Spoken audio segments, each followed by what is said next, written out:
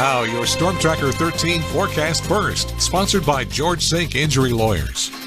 It was definitely a hot afternoon, and just in the past few hours, we've seen a lot of thunderstorm development, but most of it is very isolated, and it's all across the southeast, including right here in our viewing area. Less activity for North Carolina, but again, a lot of thunderstorms going on for Alabama and Georgia. It is still 97 degrees right now in Hartsville and in Lumberton. It is 10 degrees cooler at the coast. We had a very strong sea breeze develop today, helping to keep us a little bit cooler, but Lumberton is 7 degrees warmer compared to this time yesterday. And we are still going to have to deal with isolated rain for the next couple of hours and even hotter weather for tomorrow. So just be prepared.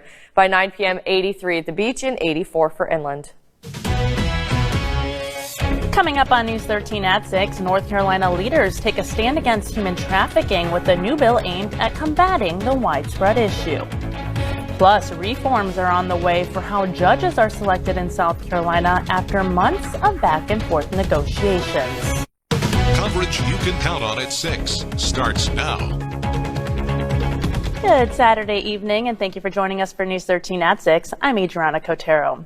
Taking a look at your crime tracker first, police say 2 North Carolina residents faced armed robbery charges related to incidents involving Myrtle Beach food delivery drivers.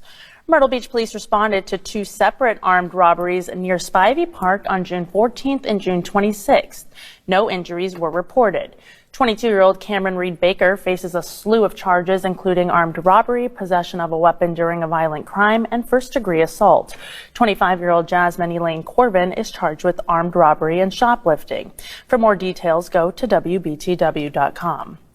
And the Robinson County Sheriff's Office says this Dillon man, 32-year-old Jason McCray, has been charged with multiple felonies, including murder and armed robbery. Officials say the charges stem from a deadly mace shooting in Fairmount that took the life of 20-year-old Sean Campbell. Right now, McCray is being held without bond at the Robinson County Detention Center.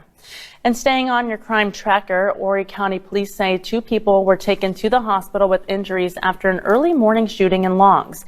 Details are limited, but officials say it happened near Sandridge Loop and Nancy Lane. And with millions of human trafficking victims worldwide and across the Carolinas, North Carolina state leaders are pushing for more protections. The General Assembly has passed a bill to increase penalties for those convicted. Gabby Sartori shows us how it helps the local organizations fight back. Big cornerstone that we were pretty excited